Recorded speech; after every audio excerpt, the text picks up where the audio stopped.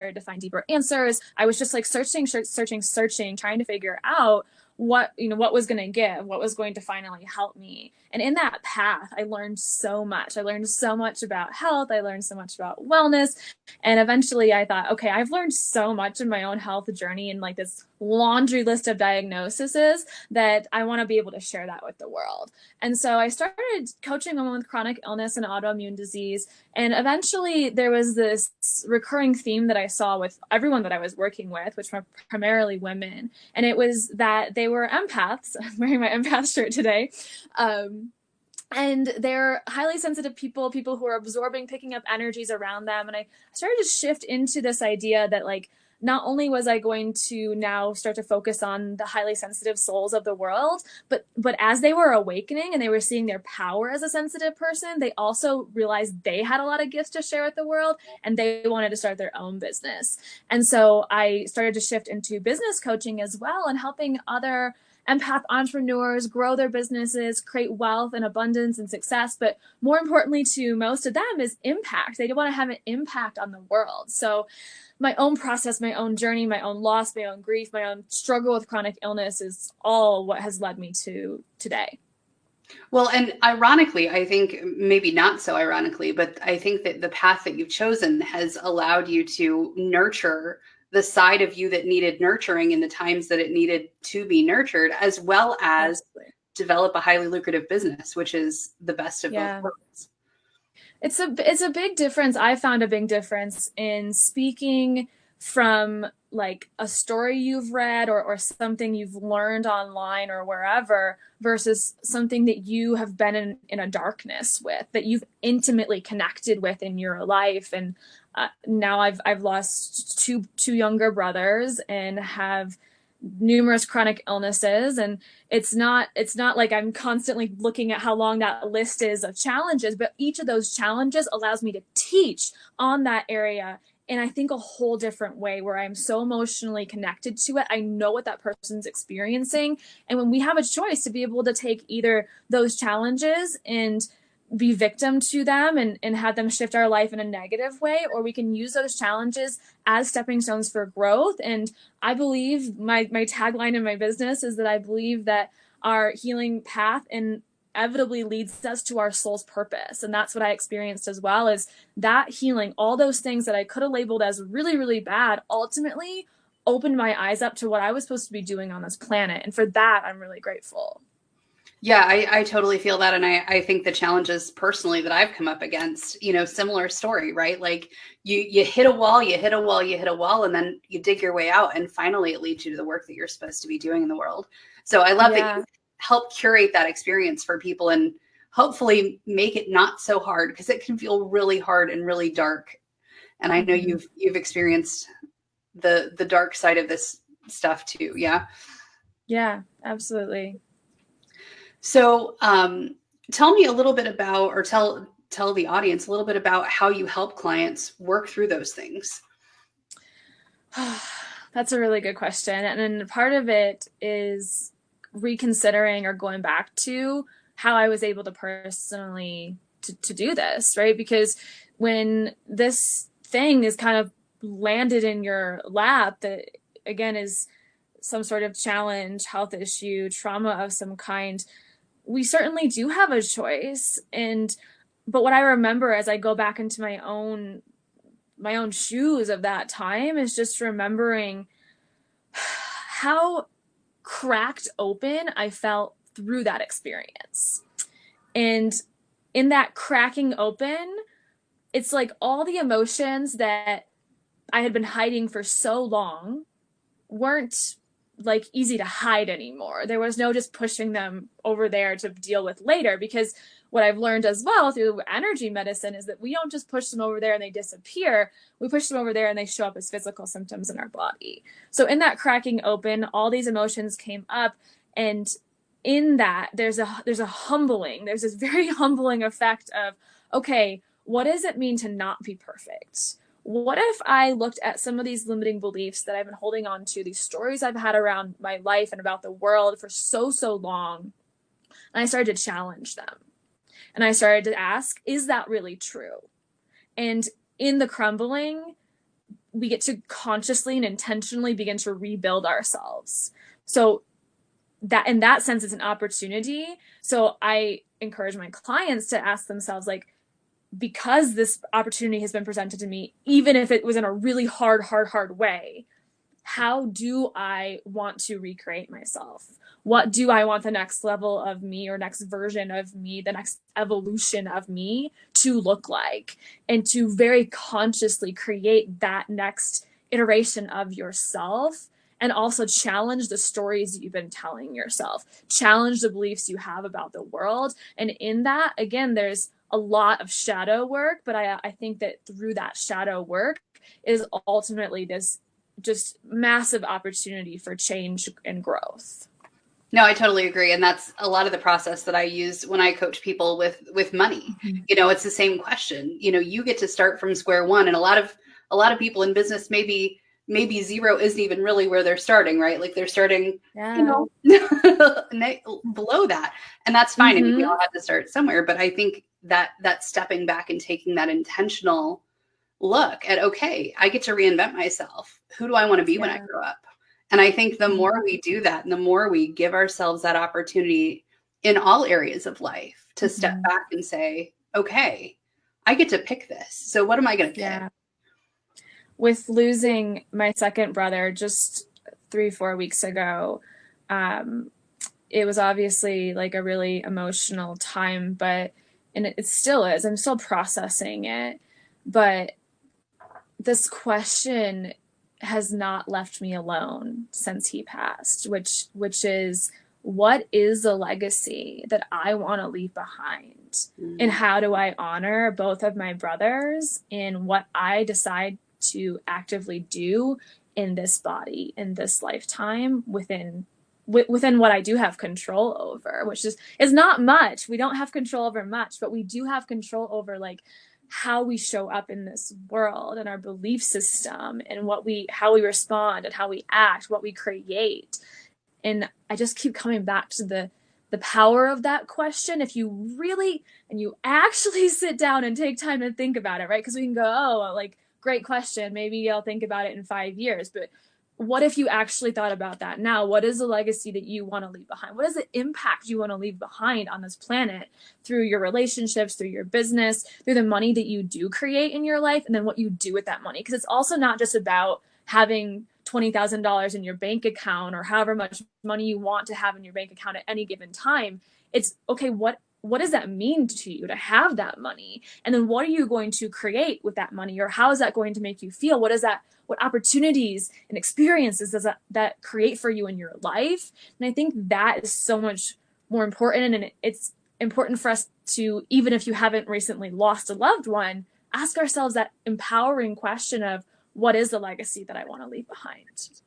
Yeah, I think that's a beautiful question. I understand how in your face that question can feel when a loved one passes. And I think as we progress through life, it's easy to put that in the back burner and not focus on it so much. But I do think every so often checking back in with that question is so valuable. And so it's inspiring, right? It's like, well, I don't really feel like getting out of bed today, but that thing I need to create, that thing I need to do, it can be a huge driver, especially when you're facing things like chronic illness, or, caring for an ill parent, or whatever the challenge happens to be. So absolutely. That's awesome. And one of the things that you're creating with the abundance in your life is this fantastic Airbnb cottage mountain gorgeous thing. Tell us about it. That's where I am today. This is like not my normal background. My husband of a month, and I are up in the mountains in Colorado. We live in the Front Range of Colorado, but we're up in the Rockies today. And we decided to, with the abundance that we've been able to create in our life, invest in a second property. And I'm in a trailer essentially right now. I'm in an Airstream as we speak, and it's from like 1949, if you can believe. But it has like a foundation and then a like living room attached to it, so it does go over that way. And there's like a bathroom over there, but it's a tiny house essentially. It's like 600 square feet, but it's on 2.6 acres, and we just saw it and we were like, yes, we need that in our life. Like, give me that. So again, like, we had a clear purpose for our money and a clear manifestation that we were working towards of, this is something we want to create and add to our income stream. And so we made it happen. There were a lot of details to figure out, and we're still kind of rehabbing a lot of it. Like these curtains behind me are from like probably the 50s still, but we're putting together the pieces to make this an Airbnb. And so this is going to be a rental property, and just a beautiful, beautiful space for people to come. And of course, in my true style, it's all non-toxic. It's a completely chronic illness, like friendly environment. We just put our bed in today for renters, and it's a non-toxic bed. And we're paying attention to the details. But then that gets to be this essentially passive income stream that is just adding to our wealth and that frequency of wealth that we're creating in our life, and also a place we get to come up and enjoy too. That's amazing. And when you talk about legacy, to me, that's a huge connection, right? Because it's a way for you to very physically, create your priorities, right? Like this is what's important to you. And as a result, that can be a beacon for your people, right? Like the people who are dealing with these chronic illnesses can come and have a safe place to be. We recently got back from a trip, and I have dietary intolerances. And so we were on a cruise, and the cruise has a allergen friendly kitchen. And so I know you understand what a relief that is, right? When you can walk into a place and be like, they're going to feed me and I'm not going to get sick and it's going to be amazing. And they get it, right? And so effectively that's what you're creating, but from a housing perspective, right? From a resident perspective. Well, I've been to so many places, like hotels and Airbnbs, that I've woken up with like swollen eyes and rashes in my body from all the toxins that are like on different things. And so it feels good to, of course, like part of it's so that I can come here and enjoy myself. But another part is so that people, especially the community that I've already created through the Empowered Empath, which was previously Autoimmune Tribe, that community, I feel like are my prime renters, because so even though they seem completely unrelated, like this income property and then my coaching business, I also feel like though those people are going to be the ones who want to stay here. And so there is some draw, some line of connection there in those overlapping people. No, to me, that all makes sense. And I think it feels very on brand just to have a rental property, right? Because then you have that security and that freedom and that flexibility to be sick some days, right? Like that's what financial freedom allows is, when life is not necessarily going the way that you wanted it to have that. I heard really good advice recently, and I heard it and I thought I was going to be freaked out by it, but then I'm like, okay, I'm already sort of creating this view. But the advice was to have multiple streams of income, which might seem obvious, but then within that, to make sure that all of those within those streams of income, however many you have, that they're not all dependent, meaning like I do doTERRA essential oils, but that's dependent upon a product that like I have no control over. I love the product. It's an amazing product. And that's another stream of income for me, but it's dependent upon a company that is not mine and I don't have any quality control over. Versus an independent stream of income, which is more like something like this house, which is dependent on the renters coming, or my coaching business that is like, okay, that's something that I have like more control over, and the quality and the delivery of that.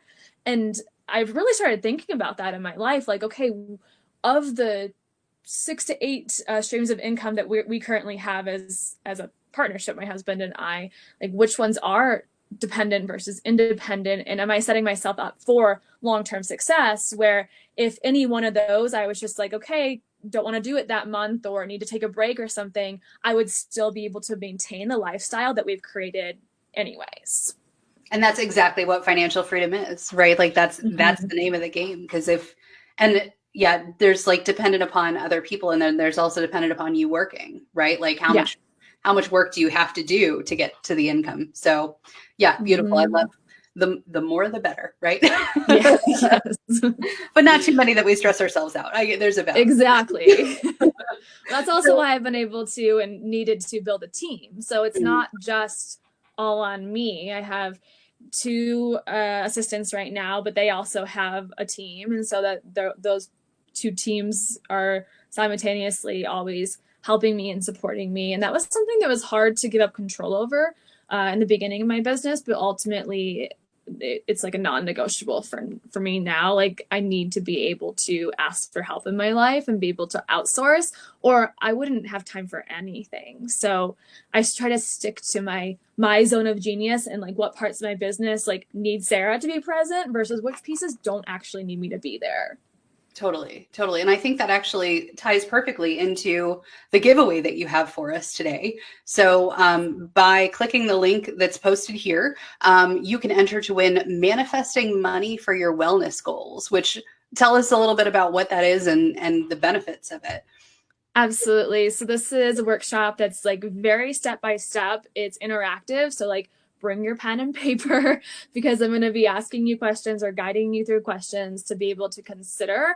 And it's really going into also the limiting beliefs that you have around money, which I think sometimes when we talk about manifesting money, we just think of like, oh, this is what I want. Okay, I'm going to be like an energetic match for it. But the workshop takes you a little bit deeper to figure out, well, if I don't have it yet and I've been thinking about how I want it for a long time, are there any beliefs that are in direct conflict with me actually receiving that in my life? And like, let's look at them and start to understand them and have a conversation with them so we can release that and reprogram our minds to not only manifest money for our wellness goals or any specific goal you have, but be able to use those tools for really all manifestation in your life.